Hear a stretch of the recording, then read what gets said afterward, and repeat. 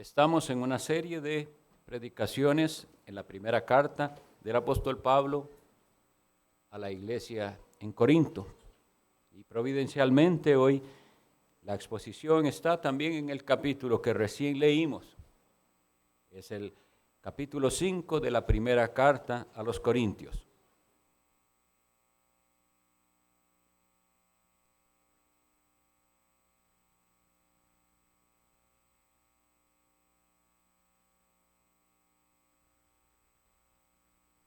Vamos a leer los primeros 6 versículos.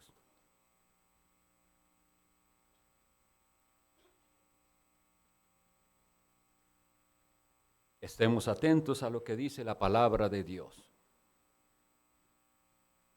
De cierto se oye que hay entre vosotros fornicación, y tal fornicación, cual ni aun se nombra entre los gentiles, tanto que alguno tiene la mujer de su padre. Y vosotros estáis envanecidos.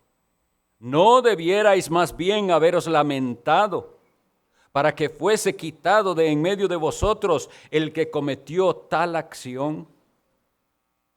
Ciertamente yo, como ausente en cuerpo, pero presente en espíritu, ya como presente, he juzgado al que tal cosa ha hecho. En el nombre de nuestro Señor Jesucristo, reunidos vosotros y mi espíritu con el poder de nuestro Señor Jesucristo, el tal sea entregado a Satanás para destrucción de la carne, a fin de que el espíritu sea salvo en el día del Señor Jesús. No es buena vuestra jactancia. ¿No sabéis que un poco de levadura leuda toda la masa? El Señor quiera añadir bendición a esta lectura de su palabra y nos guíe en esta meditación. El mundo en que vivimos, la sociedad, tiene diferentes tipos de asociaciones. Hay muchos tipos de asociaciones en nuestra sociedad. Son asociaciones libres. Las personas tienen esta libertad de asociarse. Puede ser que se asocien gremios de trabajadores. Esto significa personas con la misma profesión u oficio. Puede ser que haya una especie de club deportivo o recreacional. También hay instituciones educativas en las cuales usted puede inscribirse, y al inscribirse de alguna manera se está asociando a ellos. Pero todas este tipo de asociaciones tienen reglamentos tanto para ser admitidos en esas asociaciones o clubes o como quieran llamarle, y también esos reglamentos no solo es para ser admitidos, sino para la permanencia en esas asociaciones. Esto creo que todo el mundo lo tiene claro. Sin embargo, cuando se oye que a la iglesia de Dios se le dan reglamentos y que hay cosas que se pide para poder admitir a alguien dentro de la iglesia, y que también pueden haber cosas que sean dignas de que alguien sea excluido de la iglesia, la gente se asombra mucho. Se asombran mucho porque la idea de iglesia está muy distorsionada hoy en día. Y entonces brevemente voy a explicar, tal vez con una ilustración que había dado algún tiempo atrás, lo que significa la iglesia local. Nosotros sabemos que existe la iglesia de Dios. La iglesia de Dios es la comunidad de los elegidos de Dios en todas las épocas, en todos los lugares. Y para pertenecer a esa iglesia de Dios, lo que hay que haber hecho es nacido en el reino de Dios. Pertenecer a la iglesia de Dios tiene un requisito: haber nacido de nuevo. Y Dios es el que sabe quiénes han nacido de veras de nuevo, quiénes son suyos. Por eso a veces en este concepto universal de iglesia decimos que la iglesia es invisible. No sabemos quiénes realmente son así 100% ciudadanos del reino de Dios. No lo puede decir otro hombre con esa certeza, pero Dios sabe. Y hay algo hermosísimo con respecto a esto.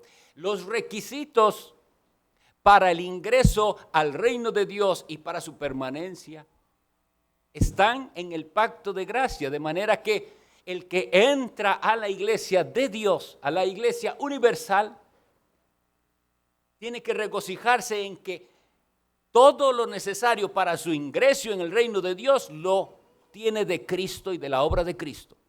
Y que todo lo necesario para su permanencia en la iglesia de Dios, en el reino de Dios, tiene su origen en Cristo y en lo que Cristo hizo. De manera que nunca un verdadero ciudadano del reino de Dios debe temer ser expulsado del reino de Dios.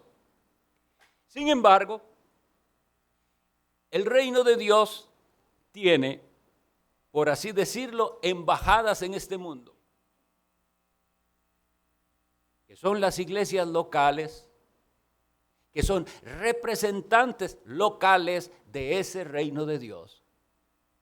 Y como esas iglesias locales están formadas por hombres, hay requisitos mínimos que damos para admitir a alguien que dice ser ciudadano del reino de Dios. Por eso es que tiene que haber testimonio de conversión. Tiene que haber algo que demuestre que esta persona de verdad tiene un nuevo nacimiento. Pero eso es falible. Se hace siguiendo las reglas de la Escritura de la mejor manera. Pero en esta embajada del reino, que es, digámoslo así, la iglesia local, también hay reglas de permanencia.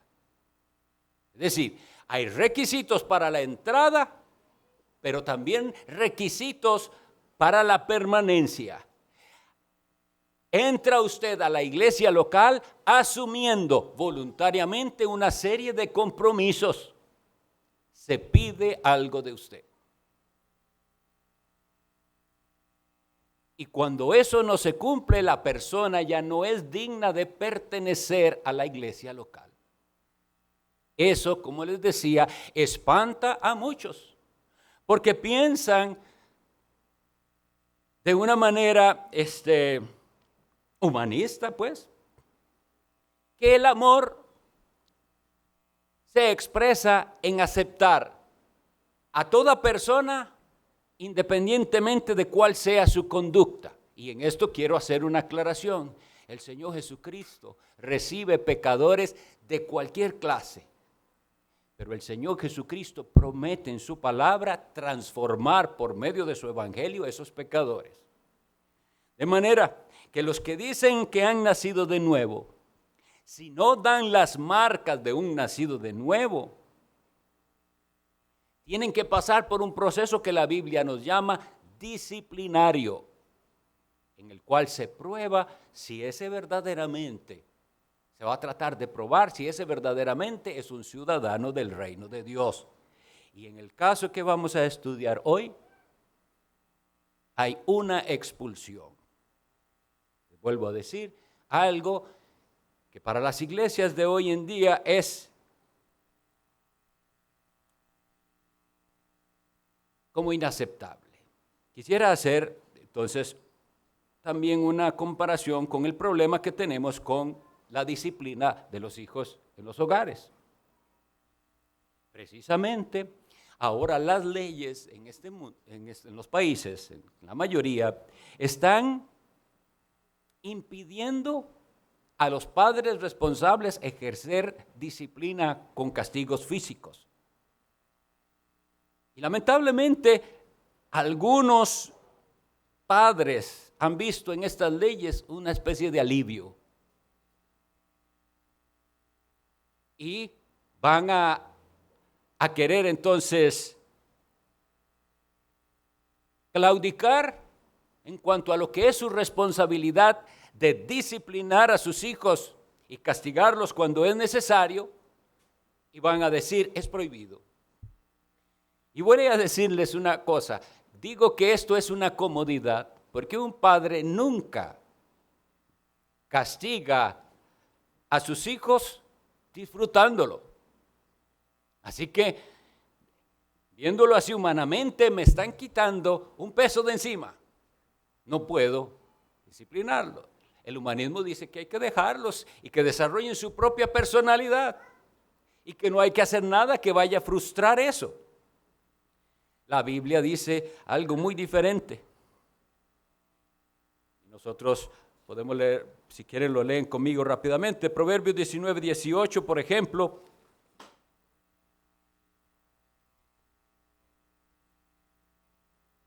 Castiga a tu hijo en tanto que hay esperanza. Pero vean la advertencia, mas no se apresure tu alma para destruirlo.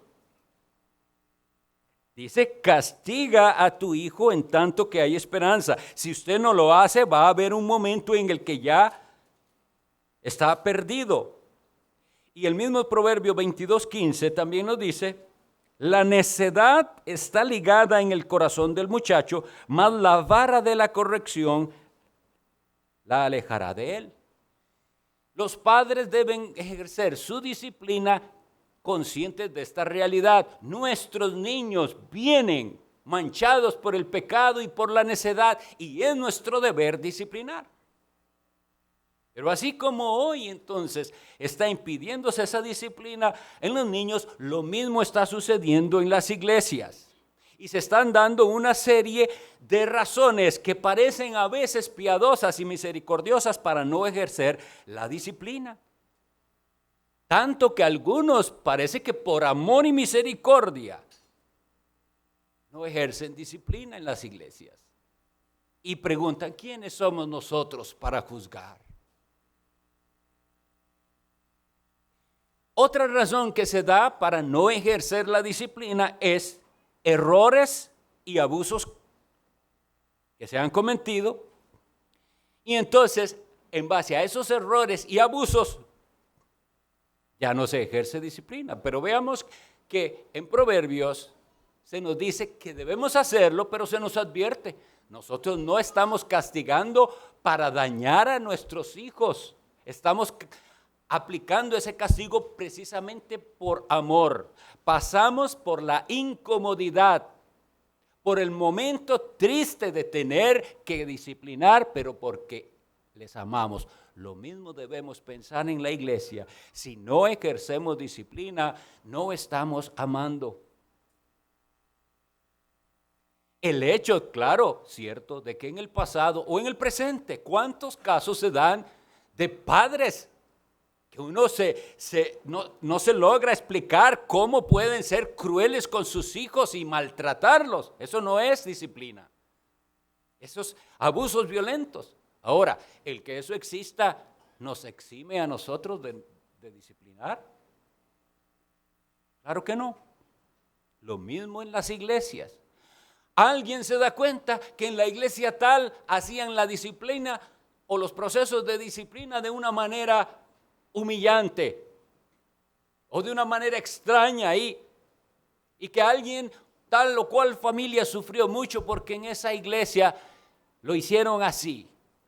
¿Vamos a aprobar procesos de disciplina que sean así, humillantes o crueles? Claro que no, pero eso no nos da permiso de no ejercerla. No, entonces, inicio diciendo, el hecho de que haya habido abusos y errores en la aplicación de la disciplina no es justificación para no ejercer la disciplina. Y algunos otros quieren ser hasta muy bíblicos, según ellos, para no ejercer disciplina. Y citan Mateo 13, la parábola del trigo y la cizaña. Y cuando se da esa evidencia que hay personas en la iglesia que parecen impíos por su conducta, aducen a la parábola del trigo y la cizaña y dicen, es que así es, ¿verdad? La cizaña crece junto con el trigo y eso le toca a Dios quitarlos. El mismo capítulo 13 de Mateo nos dice la interpretación de la parábola y nos dice que el campo no es la iglesia, sino el mundo. Y que los segadores, los ángeles. Y es cierto que Dios un día va a hacer Él definitivamente esa separación. Pero en el presente Dios le ha dado una responsabilidad a sus iglesias de ejercer disciplina.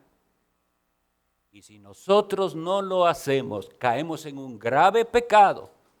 Tanto que hubo hombres de Dios que dijeron, si la disciplina sale de una iglesia, el Señor Jesús sale con ella.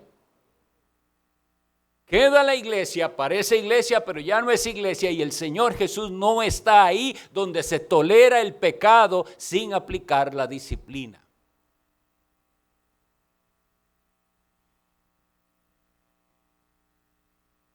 Vamos entonces a leer, a hablar un poquito del caso descrito.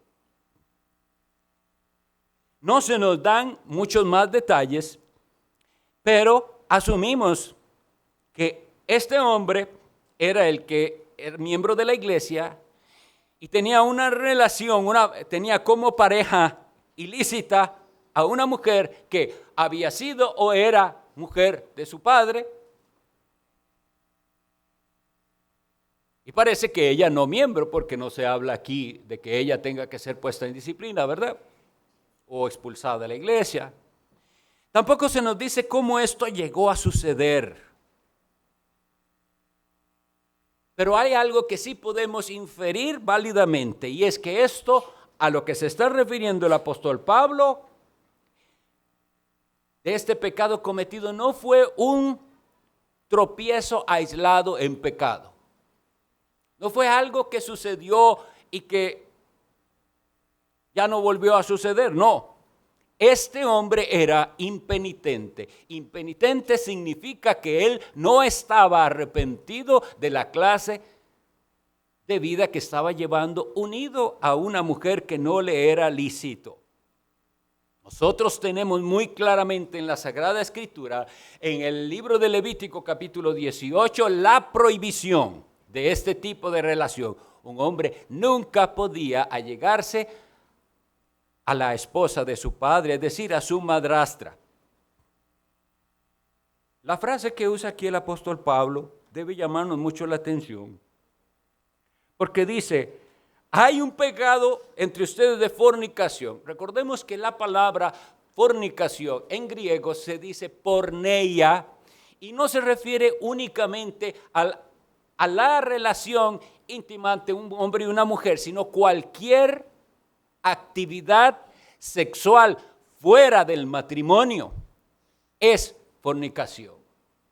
Vuelvo a repetirlo, cualquier actividad que busca placer sexual que no es dentro del pacto sagrado del matrimonio es fornicación. Y aquí dice, entre ustedes hay fornicación, pero tal fornicación, oigan la frase, mis estimados, cual ni aún se nombra entre los gentiles. Esto es espantoso. ¿Un cristiano comportándose peor que un impío? Y esto lamentamos tener que reconocer que es posible a veces. Desliguémonos por un momentito de este hombre y de su pecado específico para hablar de las posibilidades de otros pecados presentes en la iglesia, en los cuales gente que dice ser cristianos, ciudadano del reino de Dios, está viviendo como si ese rey al cual nosotros servimos no nos hubiera dado una ley. Porque si nosotros somos ciudadanos del reino de Dios, ese rey tiene una ley y nosotros como ciudadanos estamos bajo esa ley. Bueno, yo pregunto, ¿habrá esposos que son peores que los esposos impíos? Me refiero, ¿habrá esposos en las congregaciones, en las iglesias, que son peores? Pasémoslo un momentito para poder aplicarlo. Ahorita vamos a ahondar un poco más, pero quisiera no perder la oportunidad de aplicar esto. Porque nada más es de cambiar el pecado que ahí está cometido y cada uno de nosotros se verá confrontado. ¿Qué se hubiera dicho el apóstol Pablo? De cierto se oye que hay entre vosotros problemas matrimoniales. Y problemas matrimoniales tan graves que ni aún los impíos se llevan tan mal. ¿Es posible? De cierto se oye que hay entre ustedes gente chismosa y tan chismosos que ni los impíos son tan chismosos. De cierto se oye que hay entre ustedes vagabundos y holgazanes, tan holgazanes que ni los del mundo son así. Y ahí pudiéramos decir cada uno. De cierto se oye que hay entre mujeres, que entre ustedes mujeres libertinas, indecorosas, que no se sujetan a sus maridos, mundanas en su aspecto, tanto que están peor que las que no conocen al Señor. Y así, uno por uno. De cierto se oye que hay entre ustedes chicos que se portan tan mal que evidencian que sus padres no están haciendo la tarea de disciplinarles, tan maleducados que parecen esos de los impíos que hacen berrinches. Y así. Entonces, cada uno pudiera seguir diciendo más cosas que se pueden estar dando. Y al decirlo debemos recalcar que todo eso no está bien y no debe considerarse, mis estimados, como algo normal. Y lo digo porque yo con dolor tengo que decirlo, en el pasado conocí predicadores que simplemente dijeron, sí, así es, a veces la gente de la iglesia es peor que los de afuera. Pero eso si usted lo dice, tiene que decirlo con lágrimas, porque eso no debe ser así. Y no debe tolerarse que sea así. Una iglesia que deja de ser luz y sal. ¿Recuerdan a Cristo diciendo esas palabras? ¿Qué pasa según Cristo en el Evangelio de Mateo capítulo 5, versículo 13? Él dice específicamente que si la sal se desvanece y ya no hace su función, Él usa estas palabras: no sirve más para nada. Mis estimados, esto es muy serio, porque Cristo está diciendo, si ese que se dice cristiano ya no es luz ni sal, no sirve para nada. Dios nos libre de que se diga eso de nosotros individualmente o como congregación.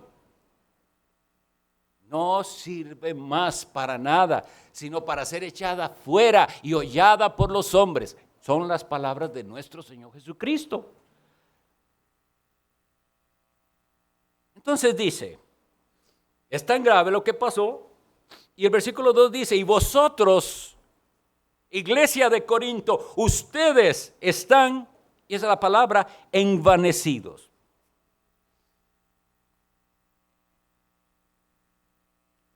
Lo que se esperaba de ellos era que desde el inicio, desde que eso se supo, se hubiera ejercido la disciplina correctiva. En la iglesia hay varios tipos de disciplina: formativa, correctiva, protectora. Nosotros por eso ahondamos en estos temas cuando las personas tienen interés de ingresar a la membresía, para que sepa, hay diferentes tipos de... Y esta iglesia no estaba ejerciendo nada de disciplina. ¿Qué dice el apóstol Pablo que debería haber pasado? Dice, ¿no debierais más bien haberos lamentado? Lamentarse y realizar el proceso. Porque el proceso de disciplina, igual que en las casas, igual que nosotros como padres, no es una cosa que nosotros disfrutemos, ni que los ancianos digan, bueno, hay otro caso que tratar. No es así. Hay dolor en el alma. Otro más que está descuidándose, otro más con el que hay que ir a tratar y llamarlo porque está siendo descuidado, su vida espiritual decayendo. Y si se descubre el pecado, que trae lloro a la iglesia. Aquí lo que dice que eso es lo normal, eso es una iglesia bíblica, debieran haberse lamentado. Pero no se lamentaron, influidos tal vez por una cultura como les he dicho que era la cultura de Corinto. ¿Qué pudieran haber ellos pensado?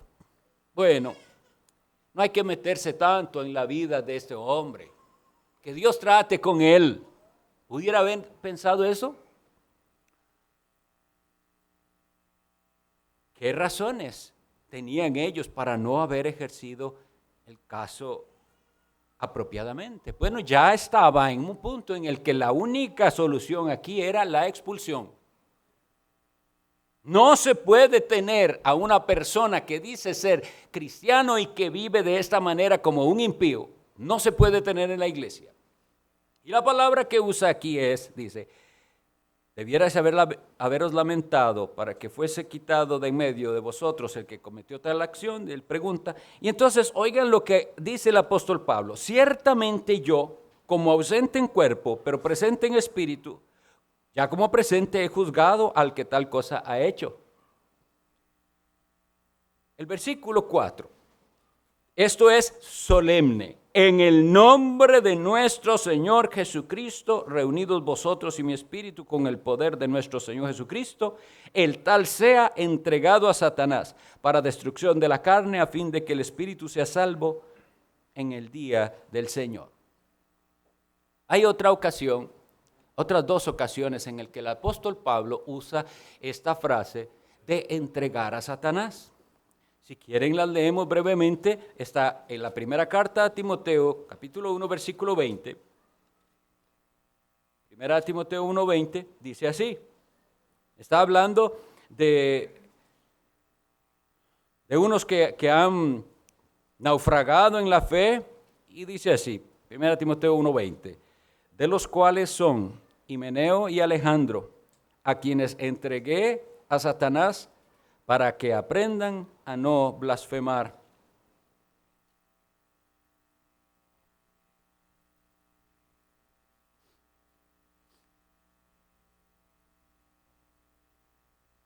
Me parece a mí que pudiera haber una diferencia entre uno y otro caso. Ustedes saben que el ministerio apostólico cesó. Nosotros hemos hablado de esto bastante. Entonces, hay cosas que le corresponden solo a los apóstoles en tanto su ministerio apostólico, y hay otras que no. En la segunda que leímos, lo que yo percibo es que él, en su autoridad apostólica, entrega a Satanás a dos hombres que eran supuestamente creyentes y hasta líderes en la iglesia. Él lo hace de manera individual, con la autoridad de apóstol, por sus herejías que estaban predicando. Pero en este caso, y por tanto, aclaro, entonces, ese caso de expulsión en la que un hombre expulsa a otro, nosotros no la vemos ya más soportada en la Biblia. Ninguno de los ancianos de la iglesia es apóstol para que él pueda, él individualmente, expulsar a alguien de la iglesia. Eso no está bien, no se hace. No somos apóstoles. Solo los apóstoles, entiendo yo por ese pasaje, que tenían tal prerrogativa. En cambio, en 1 Corintios 5, el apóstol no lo hace solo, sino que dice, en el nombre de Jesucristo, reunidos vosotros. Esta es la disciplina de la iglesia aplicada. Tenemos que entender cuán solemne es la reunión de la iglesia en el nombre de Cristo. Ay, mis hermanos, ¿cómo hemos olvidado esto? La reunión de la iglesia en el nombre de Cristo es una asamblea solemne. Se olvida. Los mismos Corintios parece que lo habían olvidado, porque en el capítulo 11, versículo 18, cuando él va a hablar de la cena del Señor, y él dice, cuando os reunís como iglesia, no cualquier reunión de hermanos es la reunión de la iglesia. La reunión de la iglesia, la convocación especial es santa y solemne. Y esta es la que llama el apóstol Pablo a hacer con este hombre adúltero, fornicario, impenitente. Vosotros reunidos invocando a nuestro Señor y Salvador Jesucristo, cabeza de la iglesia de Dios, el Rey nuestro, van a ejecutar este juicio. Claro, vuelvo a decir, lo más común hoy es decir, no hay que juzgar. Pero es Dios el que nos está mandando a hacerlo. Lo que tenemos que aprender es a juzgar con justicia, con justo juicio. Y no a ser hipócritas, a juzgar a otros cuando usted mismo tiene pecados similares. Pero la iglesia está llamada a ejercer juicio. Ahora bien, quisiera que pensemos un poco en esa expresión, el tal sea entregado a Satanás, y el propósito. Quisiera primero refutar una interpretación que igual, ¿recuerdan cuando estuvimos hablando en el capítulo, fue el 3, refutamos la doctrina del cristiano carnal? ¿Recuerdan? En el que algunos dicen que él es cristiano, sí, vive como un mundano, pero él es cristiano porque él aceptó a Cristo. Y nosotros refutamos todo eso. Pues dentro del mismo campo, entre los creyentes que están creyendo esa mentira del cristiano carnal, escuché esta interpretación, que aquel hombre con esa conducta impía es echado, sí, pero él ya es salvo.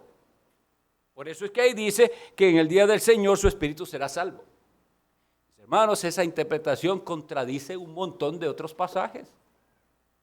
La Biblia no nos dice que ese hombre, permaneciendo en su pecado, pueda ser salvo. La Biblia nos dice claramente en el otro capítulo, ¿no sabéis que los injustos no heredarán el reino de Dios? Así que esa frase, a fin de que el espíritu sea salvo en el día del Señor, no puede de ninguna manera significar que ese hombre es salvo a pesar de su conducta. No es eso lo que significa. Nosotros lo que tenemos esperanza es de que si tal hombre deja su pecado, se arrepiente y clama al Salvador, para ese hombre hay esperanza y se salvará, a pesar de que con su testimonio manchó a Cristo y a su iglesia, porque así de misericordioso es Dios. Pero no dice la Biblia que este hombre ya es salvo. Y lamento decir esto, que escuché a personas viviendo impíamente, estar tan seguros y citando este versículo de que ellos eran salvos a pesar de todo. No. Pero por otro lado, ser entregado a Satanás, aunque suene tan espantoso, porque suena horrible, no.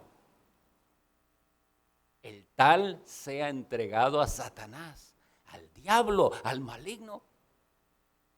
Si no entendemos el propósito de esto, también llegamos a errores.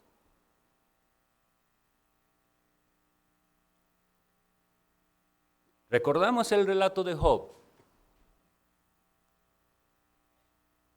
Hay algo similar aquí, en que fue entregado a Satanás, no por pecado de él. ¿Pero en qué sentido fue entregado? Que le dio Dios permiso a Satanás de afligir a este hombre. Dios después mostró su misericordia, su amor y que él estaba con Job a pesar de todo lo que estaba pasándole. De manera que este ser entregado no necesariamente es para perdición, no es lo que está queriendo decirnos la Escritura. Es así. Mientras la persona está en la iglesia y es considerado un miembro de una iglesia de Cristo, esa persona está bajo una cierta sombrilla protectora. Pero en el momento en que esa persona, por su pecado, es expulsado, ahora sí, el trato de esa persona, de Dios con esa persona va a ser diferente. Y si es uno de los de Dios, un elegido de Dios, todo lo que a esa persona le ocurra, cuán malo sea, va a ser usado para traerle al arrepentimiento y a la fe en Cristo. Si no, simplemente esa persona va a tener una vida mejor aquí, porque va a vivir haciendo lo que le gustaba hacer, pecar contra Dios. Y ahí es cuando nosotros tenemos más bien que tener temor. Si las personas que por X razón salen de la iglesia, parece que de pronto les va mejor. Sería mejor que fueran echados a Satanás y que con las aflicciones que puedan venirle físicas o de cualquier índole, sus corazones sean quebrantados para venir al arrepentimiento. El propósito de entregar a Satanás no es enviar al infierno directamente a las personas. Nosotros no creemos eso. Nosotros creemos que aún en ese caso, en el que se está velando por el honor de Cristo y su iglesia, se le está dando esperanza a esa persona.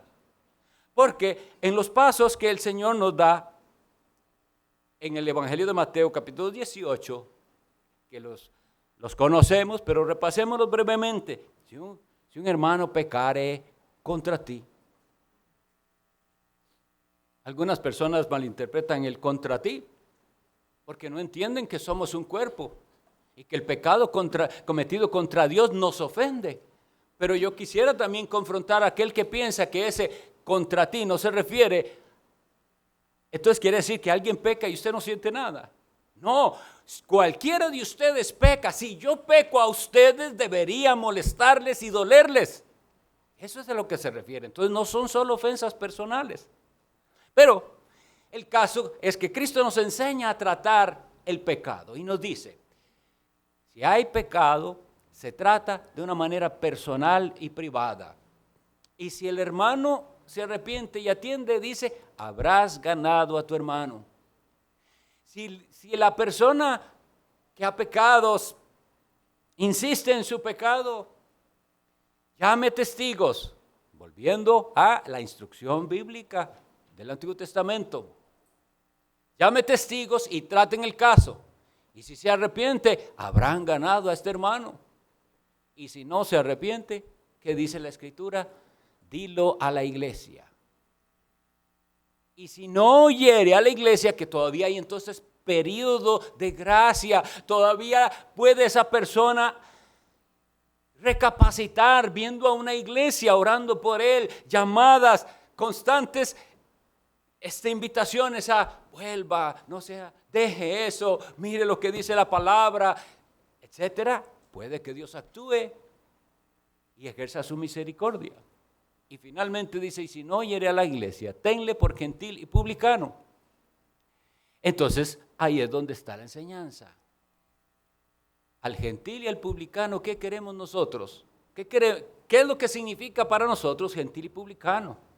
Un inconverso, un impío, ¿verdad? Y pregunto, ¿y qué queremos nosotros para los impíos y para los inconversos? ¿No es que conozcan al Salvador? Entonces, no caigamos en la trampa de pensar que la persona que pasa por un proceso y es expulsado de esta manera de la iglesia, nosotros estamos enviándola directamente al infierno, porque no es así.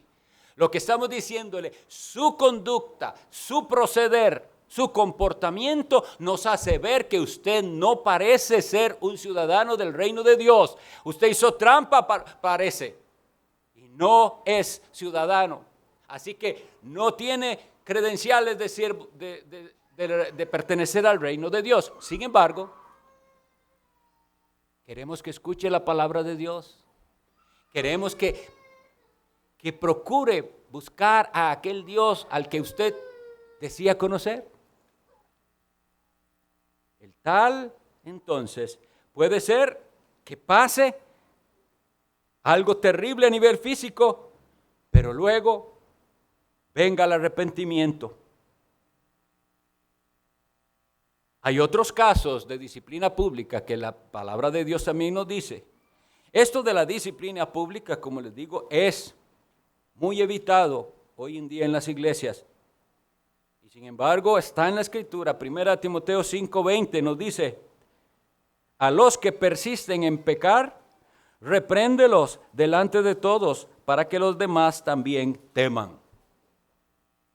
¿Por qué es que entonces se hace una reunión especial de miembros para tratar casos de disciplina que se vuelven públicos?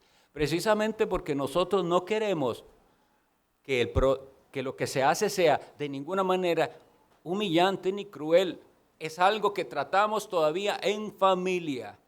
Los que no son miembros de la iglesia no tienen por qué estar enterados. Así como cuando usted tiene un problema en su familia, ¿quiere usted que el barrio entero sepa? No, lo vamos a resolver aquí. Hay un problema, sí, y lo reconocemos, lo vamos a resolver como familia. Aquí de la casa nos sale la información y vamos a ver cómo se soluciona. Sea lo que sea, un hijo descarriado, un problema matrimonial, no tiene que ser del conocimiento de los de afuera. Por eso, y eso se lo digo para que lo entiendan, en protección de las personas que llegan a este proceso, que llegan a este punto en que es necesario presentar su caso públicamente a la iglesia, no se dice enfrente de todos. Si usted no es miembro de la iglesia, no debe saberlo. Pero los miembros nos lamentamos porque uno de nuestros hermanos está mostrando rebeldía y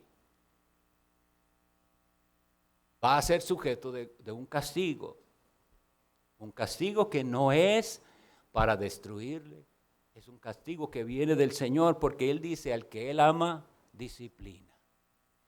Vuelvo a decir, todo esto suena extraño y raro e inaceptable para los oídos del hombre moderno, pero es la manera en que Dios ha diseñado su iglesia. El envanecimiento de los corintios, vamos a ver entonces seguidamente.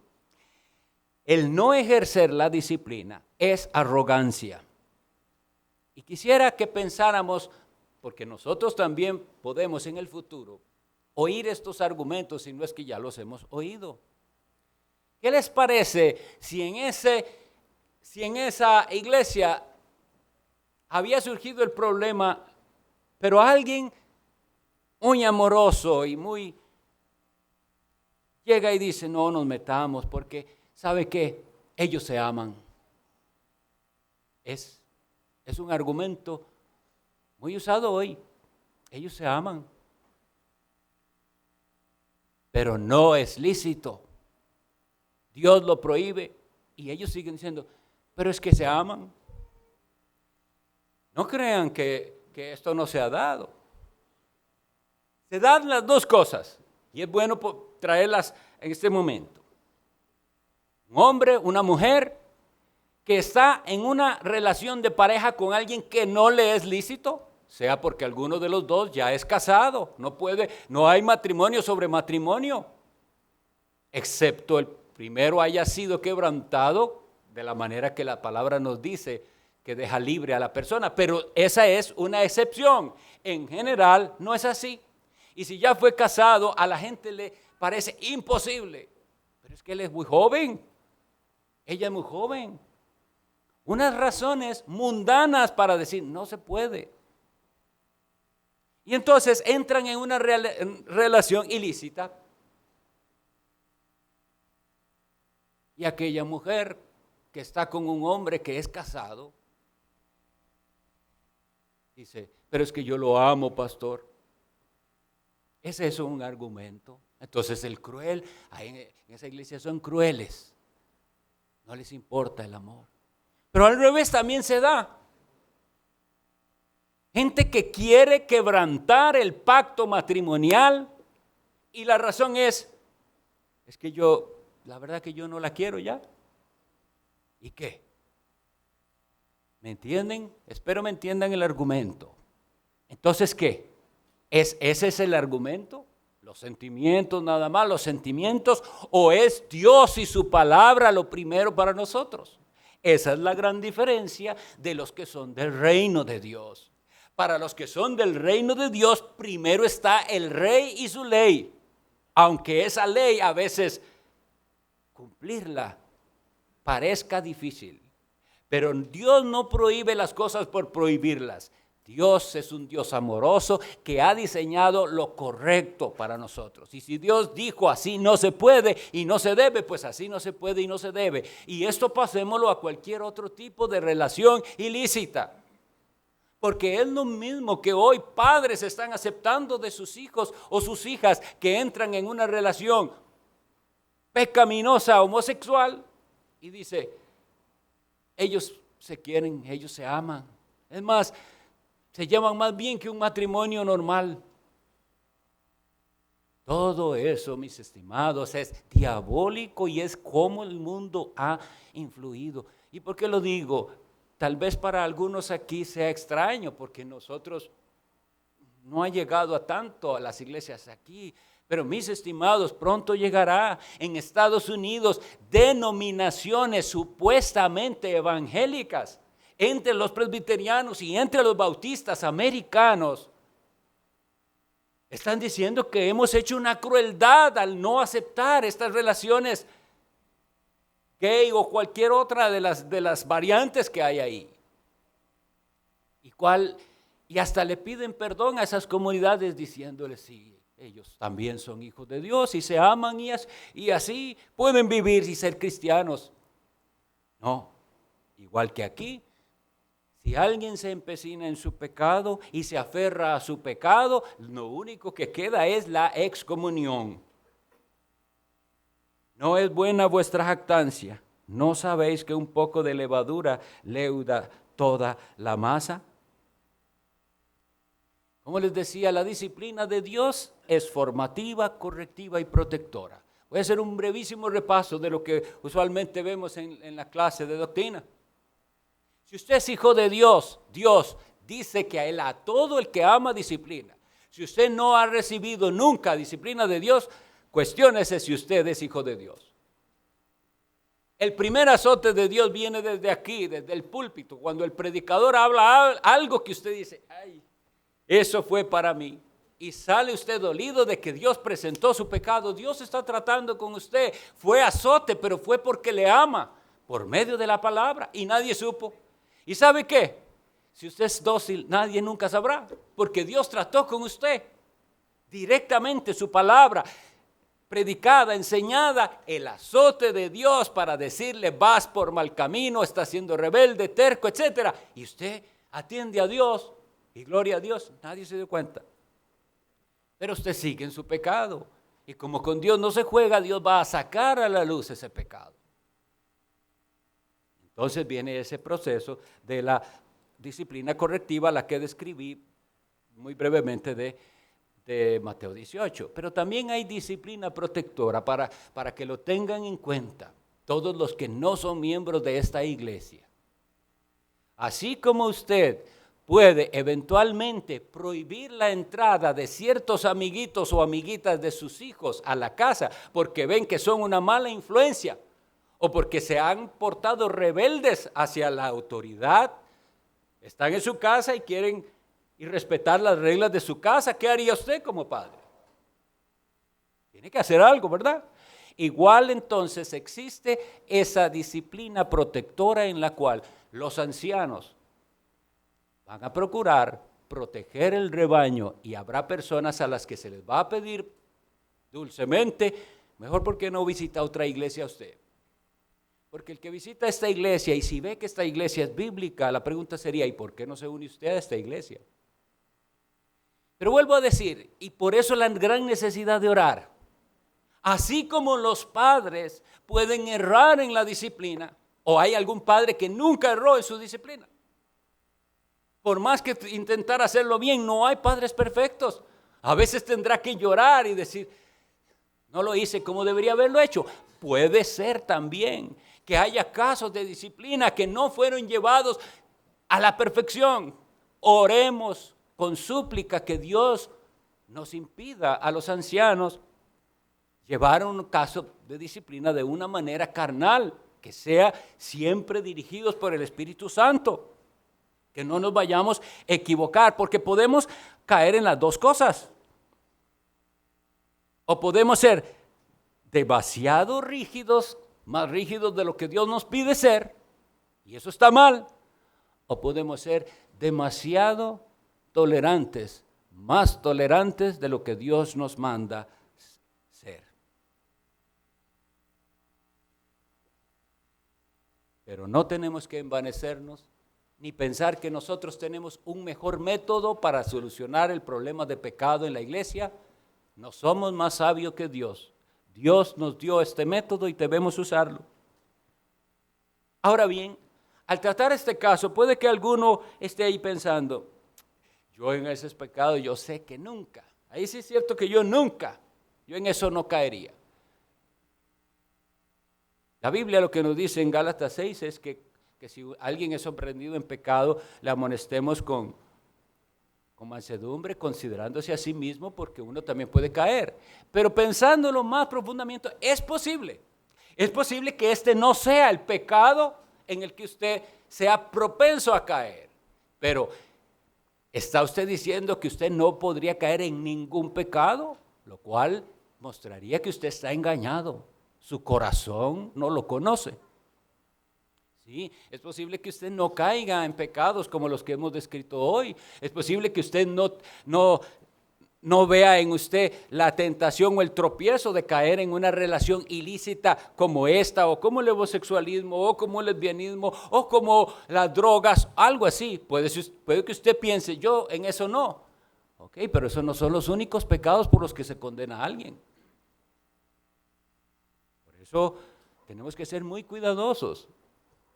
Por eso empecé aplicando eso a cualquiera.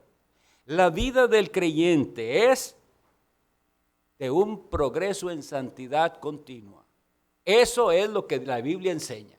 Y si usted no entiende así el cristianismo, no lo ha entendido del todo. Oremos que el Señor nos mantenga fieles a su palabra. Que el pecador, el peor, sea cual sea su desviación de pecado, porque la Biblia dice que cada uno de nosotros se desvió, todos nos descarriamos, cada cual por su camino, no importa por cuál camino usted se haya ido, el Cristo que nosotros predicamos recibe pecadores y los perdona, si ellos se arrepienten y les promete una vida nueva, y gloria a Dios por eso. El Cristo que nosotros predicamos no deja al pecador en su pecado. El evangelio que nosotros predicamos transforma. Si su vida no está siendo transformada por el poder del evangelio, eso no es una correcta comprensión del cristianismo. Llamo la atención de todos los que han estado aquí hoy.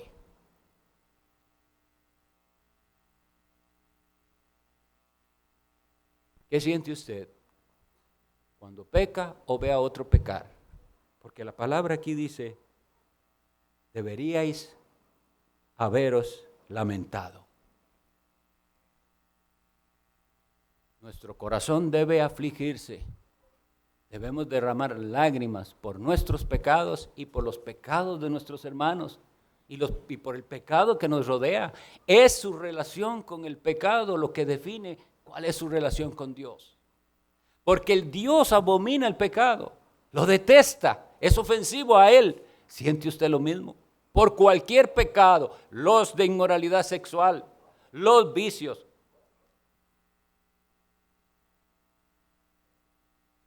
la maledicencia, los ladrones, los idólatras, los avaros. ¿Por qué en nuestra época el ser avaro no parece ser pecado, sino que es como una característica positiva de esos acumuladores de riquezas? Tenga el Señor misericordia de nosotros. Vayamos a Él en oración y pidámosle por nosotros, por nuestra iglesia, por su iglesia en el mundo. Oremos.